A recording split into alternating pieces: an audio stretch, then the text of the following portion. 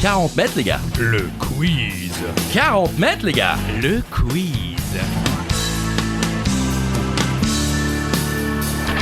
Seul ou à plusieurs à la maison pendant l'apéro sur la route du travail en été et en direction des vacances bien entendu, c'est 40 mètres les gars. Le quiz. Bonjour tout le monde, bonjour Christophe Ajus. Bonjour Charlie Weber, bonjour à toutes et à tous. Alors on va calmer un petit peu tout le monde, c'est pas un quiz. On n'est pas là. Voilà, on est là mais on n'est pas là.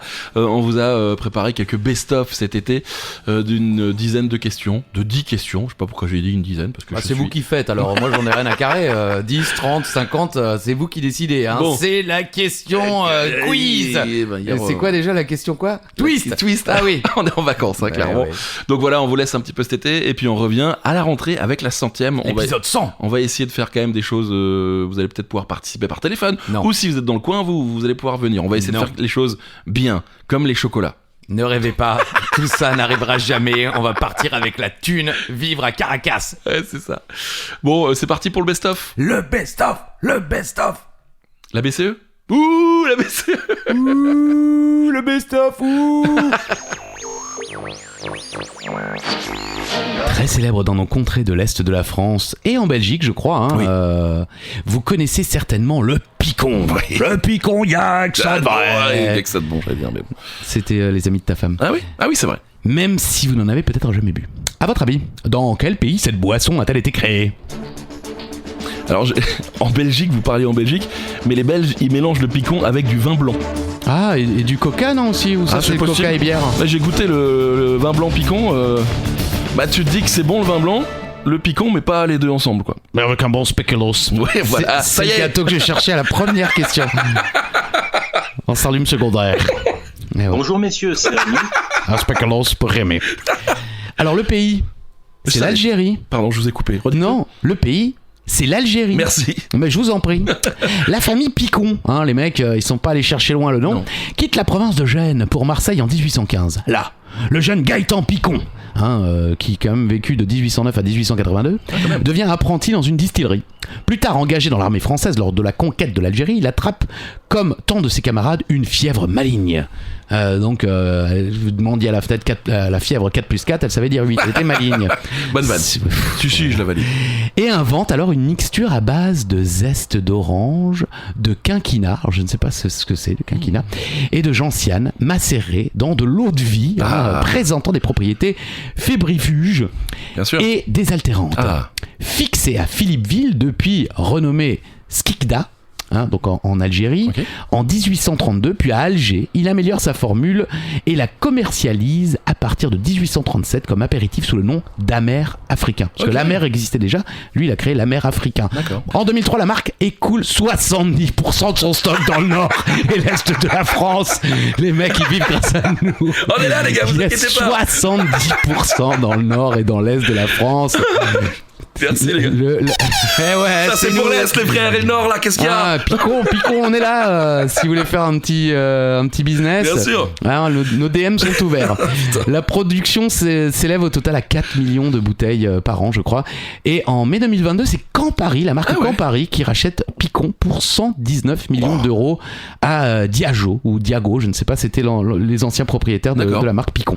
119 millions, pas mal. Ah oui, attends, avec 70% dans le nord et dans l'est, quand on connaît la consommation dans le nord et dans l'est, je pense qu'il y a de l'argent. Rien qu'en Alsace, vous allez dans n'importe quelle maison, n'importe quel appartement, il y a une bouteille de Ah picon. bah oui, même chez moi, j'en bois quasiment pas, j'en ai une. Hein. Bien sûr, j'en ai deux, je crois. Ah oui.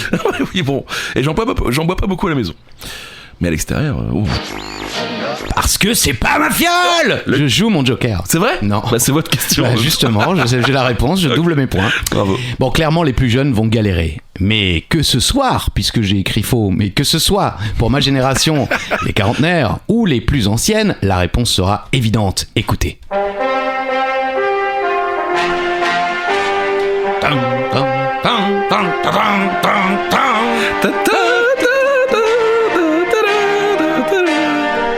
Vous me dites stop, hein. Stop.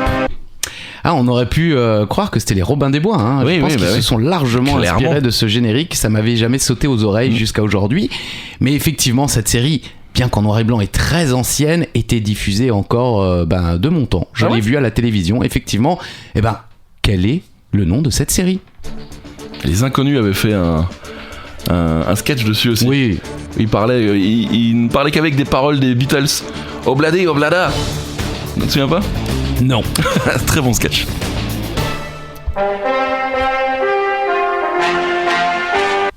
Voilà. Thierry Lafronde. Thierry Lafronde est une série télévisée française conçue par Jean-Claude Deray. Voilà.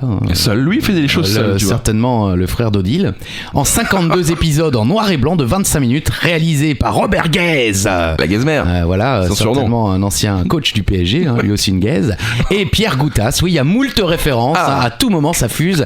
Et diffusé du 3 novembre 63 au 27 mars 66. Et c'était encore diffusé dans les années 80 à la télévision française, c'est pour vous dire quoi. Et à l'époque, donc, dans les années 60, c'était sur RTF Télévision, puis sur la première chaîne de l'ORTF chaque vendredi soir à partir de 19h30. Incroyable. C'est Jean-Claude Drouot qui interprète Thierry de Janville, dit Thierry Lafronde, formé au Jeune Théâtre de l'Université Libre de Bruxelles. Jean-Claude Drouot suit les cours de Charles Dulin. Ils sont restés dans l'histoire. Oui. Il faut savoir que Jean-Claude Drouot est belge. Et dès 62, il interprète les tragédies classiques et les grandes œuvres de Molière. Et de 63 à 66, il obtient une audience internationale en tant qu'interprète du rôle titre dans Thierry Lafronde, la série télévisée française. Parce que c'est pas ma fronde. Il l'a dit une fois. Il l'a dit, oui, épisode 4. Ouais, j'arrête. Ça suffit. Encore un peu? Non. Wild Wild West. Ouais, mais on disait Wow Wow West. Castanado, Round Rider, Dumble No Water, Loveless, Keep Lovin'. Il n'y a aucun mot qui c'était. Keep lovin'. C'était vraiment c'était même pas du yaourt, c'était de la feta. C'était de la merde. On dirait l'euro. Allez, la merde. On aurait pu prendre ça comme Joker aussi. C'est vrai. Bah écoutez pour le prochain. Voilà. Allez, on va revenir avec nos classiques. On va parler de Friends. Ça faisait longtemps, puisque vous l'avez peut-être entendu ou lu quelque part, mais il y a eu une vente aux enchères des objets ou éléments de décor qu'on a pu voir dans la série. Et le record de l'objet ou élément de décor le plus cher dans la vente est de $29 250. C'est pas donné. Ouais, mais ça va encore. Bon, ça, évidemment, l'objet ne vaut pas ce prix-là. Oui. En magasin. C'est ça. Mais ça va encore. Bon, quel est l'objet ou élément de décor? Je me suis dit objet, ça fonctionnait pas, donc j'ai rajouté à chaque fois élément de décor. Oui, je comprends. Voilà. Parce qu'il s'agit pas d'une lampe. Non, c'est pas une lampe. C'est un peu plus. C'est presque un meuble. Est-ce qu'on considère ça comme un je meuble? pense qu'on considère vous ça nous comme un dites meuble. ça en commentaire lorsque vous aurez la réponse, si on vous la donne. Oui, c'est ça. On peut donner la réponse? Allez-y. Le canapé, tout simplement, du Central Perk.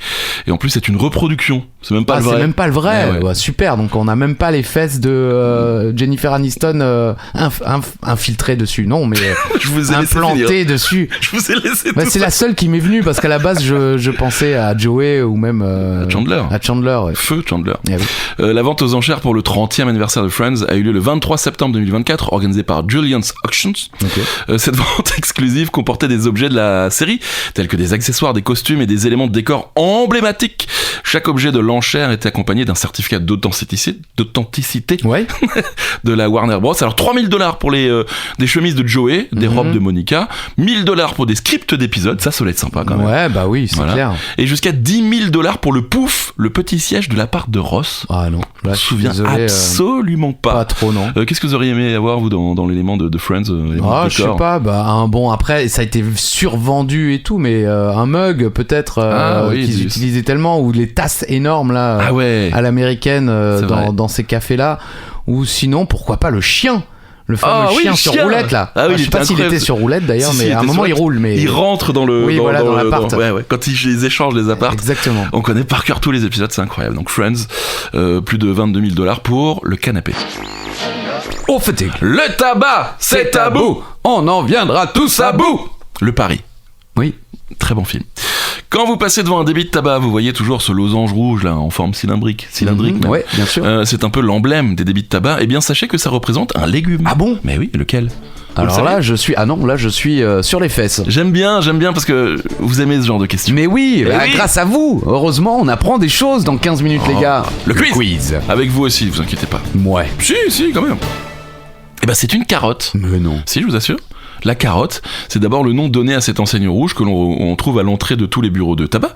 C'est une obligation légale déjà, tous les buralistes sont obligés d'arborer cette signalétique depuis 1906, date de création du Racing Club de Strasbourg, pour indiquer qu'ils vendent du tabac. Elle a d'ailleurs beaucoup évolué, elle n'était pas nécessairement rouge à l'origine, parfois marron. Aujourd'hui, elle doit être obligatoirement lumineuse. Ah bon ? Mais alors d'où vient la forme et le nom de cette enseigne ? Et pourquoi ils se sont fait chier avec ce soit obligatoire et tout ça ? C'est rien. Ok, alors d'où vient la forme et le nom ? Eh bien, c'est une évocation de la vente du tabac telle qu'elle se faisait au XVIe siècle. D'accord. À l'époque, le tabac était vendu en feuilles que l'on mâchait ou que l'on fumait. Ouais. Et ces feuilles n'étaient pas rassemblées en paquets, mais en petits rouleaux ficelés, ressemblant à des carottes. D'accord. Voilà. De plus, pour consommer ces rouleaux de tabac, le fumeur ou le mâcheur devait le râper comme une carotte. Okay. Et depuis, l'usage du tabac désormais tassé dans des cigares ou des cigarettes a changé, mais le symbole de la carotte est resté.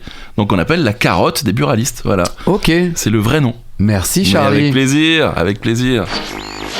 Moitié homme et moitié robot, le plus valeureux des héros. Bioman, Bioman. Avec cette fin toujours extraordinaire. Il est un peu long, le Joker, mais il est chantant. Voilà, on aime ça, c'est le plaisir. Ouais, oui, c'est les valeurs de l'Ovalie. C'est la question twist. C'est vous qui décidez, les amis, plus 1000, moins 1000. Si vous voulez jouer votre Joker en plus, vous avez le droit. On boit un petit coup, on en sert à quelqu'un, on en met. Voilà, attention. En 2018, une fédération sportive a décidé d'instaurer non pas des tests antidopage pendant les compétitions, mais des alcotests. Quel est ce sport ? Vous le saviez ? Non.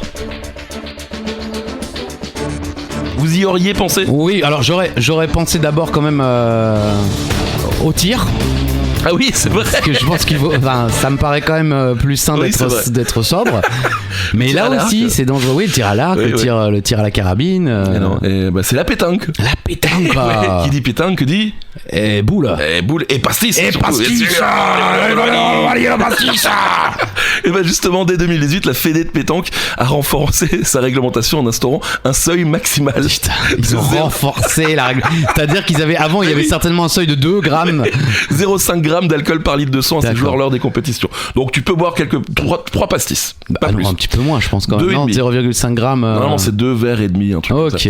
Les joueurs contrôlés en infraction ne risquent pas une sanction sportive si le taux d'alcoolémie dépasse la limite. Un sursis d'une demi-heure. Ah, pour qu'ils les saoulent. Voilà, au bout de 30 minutes, le délai.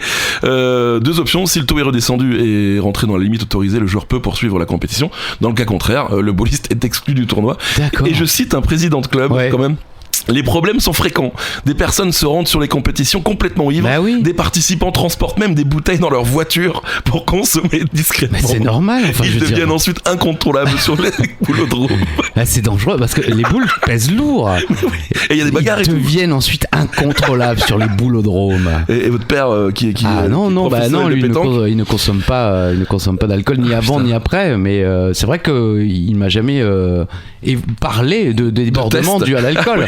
Non, les tests non plus. Je ne sais pas d'ailleurs. Je sais pas si ça se pratique tant que ça. Ouais, en Alsace peut-être pas, dans le sud peut-être avec le passeport. Oui, et puis non, mais le climat n'est pas le même aussi. C'est vrai. Je veux dire, là, il fait chaud chez nous, mais dans le sud, il fait toujours chaud. Il fait beau aussi bien dans le cœur que dans le soleil. Oh, c'est beau, putain. On vous embrasse, le sud, ouest et sud-est et le sud tout court et le sud. On embrasse tout le monde. Voilà. Tu sais où tu es ? T'es dans la jungle. Tu vas mourir. Ces mots prononcés par un SDF new-yorkais adressés à des jeunes effrayés a inspiré l'un des plus grands morceaux de l'histoire du hard rock. Vous l'avez reconnu ? Non, mais je connaissais la chanson, l'histoire, pardon. Ah oui, c'est sans doute une histoire très connue. Et j'avoue, j'étais un petit peu pris par le temps, j'avais le ménage à faire, alors j'ai tapé anecdote musique. Donc toutes mes questions sont des anecdotes musique. Je me disais bien que je vous avais vu passer toutes, mais vraiment toutes, et que j'ai pas osé. Bah ouais. Tu sais où tu es dans la jungle, tu vas mourir. Évidemment, la chanson qui s'en est inspirée, c'est Welcome to the Jungle. Welcome to the jungle, where the story goes. C'est une chanson du groupe hard rock américain Guns N' Roses. Oui, j'ai un petit peu chié le titre, le groupe. Elle débute le premier album Appetite for Destruction ainsi que leur Greatest Hits. Ouais. Elle est l'un des plus grands succès commerciaux du groupe avec Sweet Child O' Mine. Oh, Sweet Child O' Mine. Moi je pensais que vous alliez faire Oh, je t'aime à l'italienne. Et Paradise City. Paradise City and a Et elle commence toute par oh, C'est Axl Rose quand même, vous rigolez quoi. Mais il fait toujours C'est un grand fan d'Enrico. Mais c'est pas. À la base, il voulait s'appeler Enrico Rose, mais les gens ont dit non. C'est pas. Non. Qui chante Je t'aime à l'italienne, c'est pas Enrico Macias. Oh, je t'aime à l'italienne. Mais non, c'est. Comment il s'appelle ? Elle a aussi été le deuxième single de l'album et la première vidéo du groupe. Le single sort une première fois en septembre 87 au Royaume-Uni, puis aux États-Unis et dans le reste du monde en octobre 88. Donc selon Axl Rose, c'est ça. Oui, Axl Rose. Les paroles ont été inspirées par une rencontre d'un vieil homme noir SDF avec un ami alors qu'il faisait de l'autostop pour New York. Essayant de les effrayer, il crie le fameux You know where you are, you're in the jungle baby, you're gonna die, you're gonna die. Axel le transformera en You know where the fuck you are, you're in the jungle baby, you're gonna die pour introduire la chanson. Cet incident a inspiré la plus grande partie de la chanson qui deviendra l'une des plus mémorables chansons du hard rock américain. Ouais, clairement c'est une très bonne chanson. Je vous invite à écouter Appetite for Destruction qui est un très bon album des Guns N' Roses. Et c'est pas du tout Enrico Macias. Bah évidemment. C'est Frédéric François. Ah bah voilà. Qu'on embrasse, bien sûr, bien fort. Ok. Allumez le feu, allumez. Happy birthday to ya. Je l'ai fait version un peu country. Happy birthday to ya. Pas mal. Hira. Quel générique justement de série est ensuite devenu un générique de film, donc série, puis film, c'est un indice, est basé sur du morse. Ah ouais. Ah, vous avez bossé pour cet épisode. Un petit peu. Moi je suis allé sur YouTube, j'ai fait copier-coller 12 fois et bam. Bon après le morse, ouais, ça peut rentrer un peu dans l'esprit de la série en plus. Oui. Ouais, clairement. Et la série, c'est Mission Impossible. Sur du morse ? Ouais, sur du morse. La signature rythmique répétitive, obsédante et explosive du thème, à la fois lancinante et frénétique, dis donc, ils se sont donnés, est inspirée, selon Lalo Schifrin, du code morse international. D'accord. Le compositeur a imaginé la musique en traduisant les initiales en morse, vous savez, le tiret, les petits points, puis les transpose en rythme en décidant qu'un point équivaut à un temps et un trait à un temps et demi. Il obtient ainsi la célèbre séquence composée de tirets et de points accompagnés à la flûte, des sections cuivre, un big band jazz sur fond célèbre. Ah ouais, c'est là que vous dites vous avez copié-collé trop long. Un petit peu. C'est un peu long. Bon, bah en tout cas. Il y a le message quand même. Voilà. Et donc ça c'est du morse. Et ça dit quoi ? Il nous dit pas ce que ça dit. Idée. Est-ce que ça veut dire quelque chose ? Peut-être je t'aime, chérie, veux-tu m'épouser ? Je sais pas, un truc comme ça. Et donc le message c'est bien sûr bonjour monsieur Phelps, votre mission, à supposer que vous l'acceptiez, consiste à comme toujours, si vous l'un. Oh merde. Faites-le, vous le faites mieux que moi. Bonjour monsieur Phelps, votre mission, à supposer que vous l'acceptiez, consiste à, comme toujours, si vous. Ah oui, consiste à faire quelque chose. Pas facile. C'est les 3 petits points qui chient. Comme toujours, si vous ou l'un de vos agents était capturé ou tué, le département d'État n'irait avoir eu connaissance de vos agissements. Cette bande s'autodétruira dans 5 secondes. Bonne chance. Et attendez, je crois qu'il y a l'explosion à la fin. Attention. Eh ben pas du tout. Merci. Bon, en tout cas, c'est dans Inspecteur Gadget qu'il y a l'explosion. Ah oui, c'est vrai ? Non. L'agence du risque. Jonathan et Jennifer, Barracuda milliardaire. Bah ça, voilà. En fait, c'était un souvenir d'une soirée où on était un peu, joyeux, et quelqu'un a chanté cette chanson en lui disant mais non, en fait, c'est pas du tout l'agence du risque, c'est l'amour du risque. Exactement. Donc voilà, c'est le Joker. Donc le Joker du jour, moi je l'ai chié. On refait l'agence du risque. Ah bah là, tout à l'heure j'ai dit tout, vous avez dit du, maintenant je dis du, je vous dis tout. Bon, on met un peu des deux. Ok. Bon alors on y va.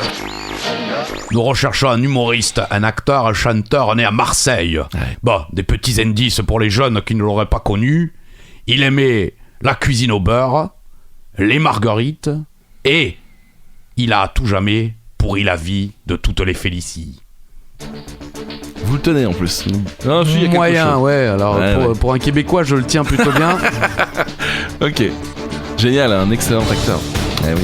Et chanteur, la totale quoi. La totale. C'est Fernandel. Bien sûr. Fernand Joseph Désiré Contandin.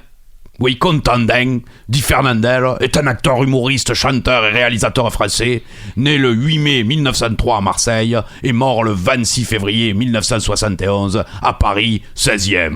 Ouais, il avait quand même réussi. Ouais, il avait grandi. Issu du music hall, il est... Bon, je vais arrêter. Oui. Il est, durant plusieurs décennies, l'une des plus grandes stars du cinéma français, véritable champion du box-office, qui attire plus de 200 millions de spectateurs dans les salles au cours de sa carrière. Incroyable. Comique emblématique du cinéma cinéma d'avant et d'après la Seconde Guerre mondiale. Il joue dans beaucoup de films devenus des classiques comme Le Spoons, Bien sûr. L'Auberge Rouge, Ali Baba et les 40 voleurs ou La cuisine au beurre. Ah, c'était l'indice. C'est, je crois que c'est la fameuse, ça s'est pas très bien passé, mais je me demande si c'est pas le fameux film où il rencontre Bourvil. Ah. Où ça devait être un gros succès, finalement ça s'est pas trop bien D'accord. passé. Au même titre que plusieurs de ses personnages, à l'image de Don Camillo, Ouais. qui est devenu culte aussi, Bien pour sûr. finir la phrase que je débutais tout à l'heure. Pardon. Il tient également avec succès des rôles plus dramatiques, notamment dans Naïs, La Vache et le Prisonnier ou Heureux qui comme Ulysse. Certainement avait fait un beau voyage, Oui, j'imagine. certainement. Chanteur populaire, il laisse une discographie importante, parsemée là aussi de classiques tels que Félicie aussi, Ouais. Ignace, c'est un petit prénom charmant. ou encore Le Tango Corse. C'est beau. Reconnaissable grâce à ce qu'il appelle lui-même sa gueule de cheval, il acquiert une popularité internationale telle que le général de Gaulle déclare lors d'une réception à l'Élysée le 3 mai 68 qu'il est le seul Français qui soit plus célèbre que lui dans le monde. Oh, c'est beau. Et comme je disais tout à l'heure, donc énorme succès au cinéma avec Louis de Funès, Bourvil et Jean Gabin. Fernand Mandel fait partie des acteurs français ayant attiré le plus grand nombre de spectateurs dans les salles, environ 202 millions entre 45 et 70. C'est incroyable. Un On se petit extrait de Félicie. Bien sûr, on se fait plaisir. Écoutez, c'est léger, c'est beau. Je pris un homard sauce tomate, il avait du poil aux pattes, Félicie. Aussi. Puis une sorte de plat aux nouilles, on aurait dit une andouille, Félicie. Aussi. Je m'offris une giblotte et l'empaumai l'échalote, Félicie. Aussi. C'est drôle. Puis une poire et des gaufrettes devant la poire et des blettes, Félicie. Aussi. La remonte dans la tête. On va que la laisser. 15 minutes. On va la laisser. On D'accord. va jusqu'au bout. On se fait plaisir. Alors j'emmenai ma conquête dans un hôtel tout près de là. C'était l'hôtel d'Abyssinie et du Calvados réunis. Je trouvais la chambre ordinaire, elle était pleine de Là, je crois qu'il poussière. le dit pas. Allez, là, c'est public. Il le dit un peu, c'est la suivante où il justifie avec la Ouais, tête. ouais, ouais. Oui. Je me lavais les mains bien vite, le lavabo avait une fuite. Laisse faire la- Ah oui, mais je peux pas le dire. Je crois qu'il y a une dernière. Et puis après, on va passer à la suite. Sous l'armoire, il y avait une cale, car elle était toute bancale. Félicie. On va au bout. Et des draps de poils molles me chatouillaient les guiboles. Félicie. Aussi. Et voilà. oui, magnifique. Fernandel, bien sûr. C'est drôle. L'un des meilleurs amis de Jean Gabin. Ils étaient d'ailleurs, ils avaient monté une boîte de production Ah ouais, ensemble. génial. Si vous voulez voir sur YouTube, il y a la belle interview de Jean Gabin à la mort de Ok. Fernandel, Ok. qui visiblement était quelqu'un de très fidèle en amitié et en amour également. Oh, c'est beau. Quel jeu consiste à jeter un bout de bois sur d'autres bouts de bois qui, eux, sont numérotés? Un jeu J'ai vu plein de gens, j'étais en camping, là cet été j'étais en camping, j'avais plein de gens jouer à ça, à chaque fois je demandais mais à quoi ils jouent? Et les gens à côté de moi, bah, ils jouent à ça. Bah oui. Parce que c'était évident pour tout le monde. Eh oui, alors connard. pareil, je connais pas. Moi. Ouais, c'est un jeu sympa, ouais. C'est le Molki. C'est le molki. Alors c'est Voilà. une sorte de pétanque avec des bouts de bois. En gros, ouais, c'est bon. Ou rien à- plutôt du bowling, non? Plus, faut faire Ouais, tomber. ouais. En fait, le Dites-nous. c'est l'objectif du Molki est de marquer exactement 50 points. Voilà, ça c'est sûr. D'accord. En renversant des quilles numérotés de 1 à 12, Oui. en lançant une fois par tour un bâton. Voilà, Oui. le bâton de bois que vous lancez sur les quilles. La comptabilisation des points se fait soit sur la valeur de la quille, si une seule quille est touchée. Oui. Voilà, si vous touchez la 12, vous avez 12 points. Bien si sûr. vous touchez la 1, vous avez 1 point. Oui. Si vous touchez la 2, vous avez 2 points. Oui. Si vous touchez la 3, vous avez 3 Trois points. points. Si vous avez touché la 4, vous avez 4 points. Si vous touchez la 5, vous avez 5 5 points. points. Si vous touchez la 6, La vous avez 6. 6 points. Six. Si vous touchez la 7, vous avez 7 points. 8, si vous 12. touchez- Allez, Voilà. c'est bon. Et- Sous- Il est bourré.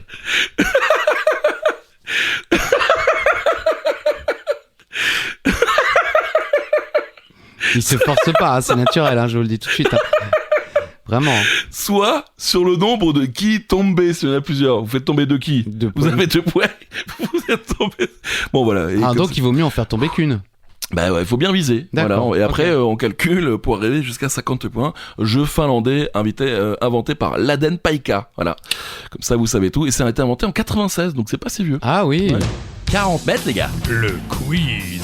40 mètres, les gars. Le quiz.